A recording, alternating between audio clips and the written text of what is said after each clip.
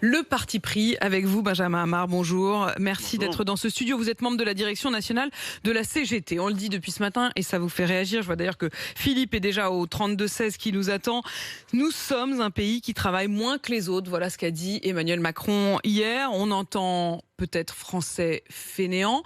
Et vous êtes carrément pas d'accord. Vous dites même que c'est du fake news, c'est le parti pris du jour. Pourquoi fake news? Mais parce que je ne vais pas vous donner des chiffres ou des enquêtes de la CGT, je vais vous renvoyer à Eurostat. Eurostat, c'est l'organisme statistique de la Commission européenne. Donc, vous voyez, pas forcément spécialement proche de la CGT. Et les chiffres sont extrêmement clairs. Alors, du point de vue de la durée effective du travail, la France se situe exactement dans la moyenne de la zone euro. Mieux, on est même effectivement, la durée effective des Français est même supérieure à celle des Allemands. Donc en réalité, on est complètement dans cette vieille rengaine, sans cesse répétée comme un jukebox rayé, qui n'a qu'un seul but. Finalement, derrière, culpabiliser les Français pour leur faire encaisser des régressions sociales. sauf que ça dépend quand même de quel chiffre on regarde. En effet, vous avez parfaitement raison. Vous vous appuyez sur ce chiffre du nombre d'heures travaillées par semaine. De ce point de vue-là, la France est à 36h30.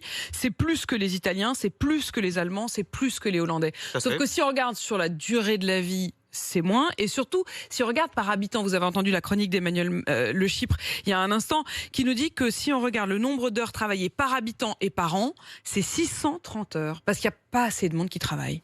Alors, moi, en fait, sur ces questions-là, on se rend bien compte que chacun fait ses calculs pour essayer de retomber sur ses c'est un peu ce que j'ai envie de vous dire. Vous pouvez reprocher à Emmanuel Macron de choisir un autre chiffre que le vôtre. Non mais moi, encore une fois, Emmanuel Macron, il fait effectivement ce qu'il a à faire. Moi, je vous ai pas cité des sites de la CGT, je vous ai cité des chiffres d'Eurostat. Donc, allez expliquer à Eurostat, sur lequel on s'appuie quand même sur toute une série d'enquêtes, qu'il raconte des sottises. Et ça n'est pas vrai. Je vais vous dire un truc. En réalité, très souvent, par exemple, ce que nous disent les libéraux ou ceux qui sont proches d'Emmanuel Macron, c'est que il faut retenir seulement ceux qui travaillent à temps plein. Et nous, on n'est pas d'accord. On dit il faut également mettre ceux qui travaillent à temps partiel. La France est un des pays où on travaille le plus à temps partiel. Est-ce que c'est humiliant pour les Français de dire ça? Bien sûr.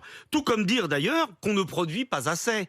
En réalité, la productivité horaire du travail en France, elle est à un niveau totalement honorable, parmi les plus élevés du monde. S'il y a une baisse de la productivité en Europe, c'est lié à une chose. C'est lié à une chose, à la baisse et au déclin de l'industrie.